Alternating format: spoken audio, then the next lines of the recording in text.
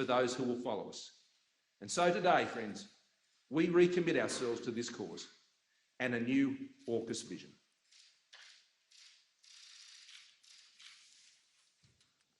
I'm delighted to join President Biden and Prime Minister Morrison to announce that the United Kingdom, Australia, and the United States are creating a new trilateral defence partnership known as AUKUS, with the aim of working hand in glove to preserve security and stability in the Indo-Pacific.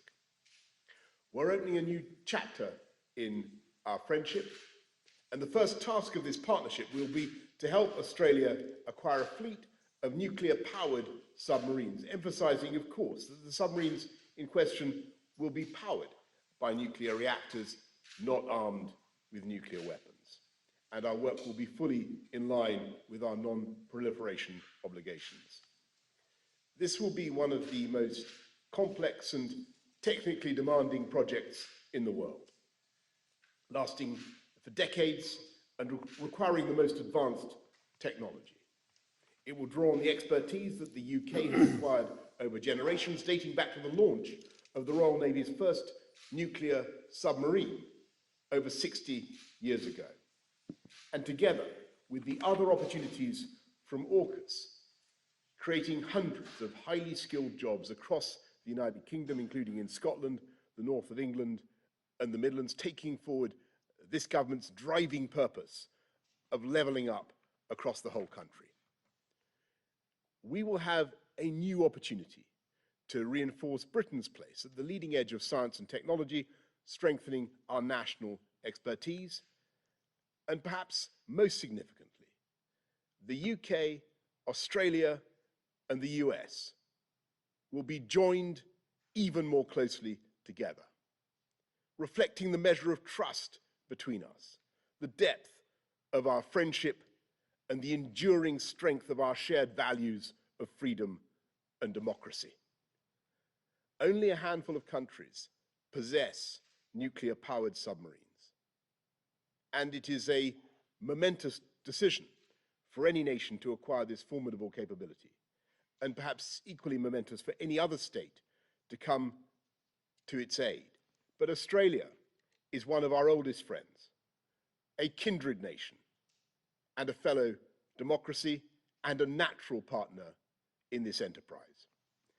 Now the UK will embark on this project to make the world safer and generate the United Kingdom. Thank you. Over to you, Mr. President. Thank you, Boris. And I want to thank that fellow down under. Thank you very much, pal. Appreciate it, Mr. Prime Minister. I'm honored today to be joined by two of America's closest allies, Australia and the United Kingdom, to launch a new phase of the trilateral security cooperation among our countries. As Prime Minister Morrison and Prime Minister Johnson said, I want to thank you for this partnership, your vision as we embark together on this strategic mission. Although Australia, the UK, and US partnership, AUKUS, it sounds strange and all these acronyms, but it's a good one. AUKUS, our nations will update and enhance our shared ability to take on the threats of the 21st century, just as we did in the 20th century, together. Our nations and our brave fighting forces have stood shoulder to shoulder for literally more than 100 years, through the trench fighting in World War I, the island hopping in World War II during the frigid winters in Korea, and the scorching heat of the Persian Gulf. The United States, Australia, and the United Kingdom have long been faithful and capable partners, and we're even closer today. Today, we're taking another historic step to deepen and formalize cooperation among all three of our nations, because we all recognize the imperative of ensuring peace and stability in the Indo-Pacific over the long term. We need to be able to address both the current strategic environment in the region and how it may evolve, because the future of each of our nations, and indeed the world, depends on a free and open Indo-Pacific enduring and flourishing in the decades ahead. This is about investing in our greatest source of strength, our alliances, and updating them to better meet the threats of today and tomorrow. It's about connecting America's existing allies and partners in new ways and amplifying our ability to collaborate, recognizing there is no regional divide separating the interests of our Atlantic and Pacific partners. Indeed, this effort reflects a broader trend of key European countries playing an extremely important role in the Indo-Pacific. France, in particular, already has substantial Indo-Pacific presence and is a key partner and ally in strengthening the security and prosperity of the region. The United States looks forward to working closely with France and other key countries as we go forward. And finally, this initiative is about making sure that each of us has a modern capability, the most modern capabilities we need to maneuver and defend against rapidly evolving threats. AUKUS will bring together our sailors, our scientists, and our industries to maintain and expand our edge and military capabilities and critical technologies such as cyber, artificial intelligence, quantum technologies, and undersea domains.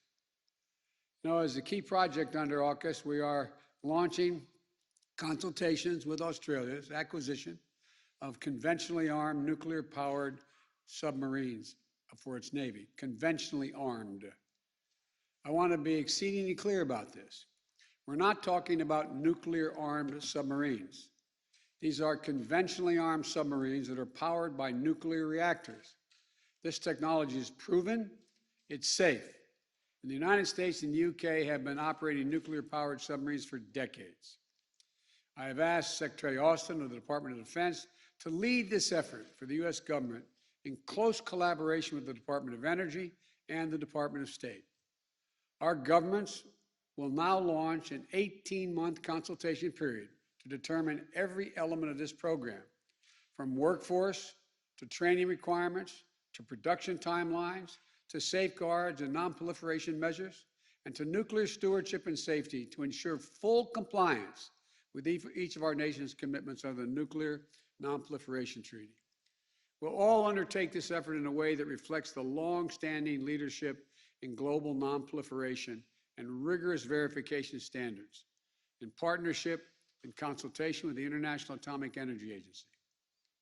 So I want to thank the Prime Minister Morrison and Prime Minister Johnson for their friendship, but mostly important for their leadership and partnership as we undertake this new phase of our security cooperation. And the United States will also continue to work with ASEAN and the Quad, as was stated earlier, our 5 treaty allies and other close partners in the Indo-Pacific, as well as allies and partners in Europe and around the world to maintain a free and open Indo-Pacific and build a future of peace, opportunity for all the people of the region. We're joining together, our partnerships are getting stronger. This is what we're about. I want to thank you all, and I look forward to seeing both of you in person very soon, I hope. Thank you. Thank you.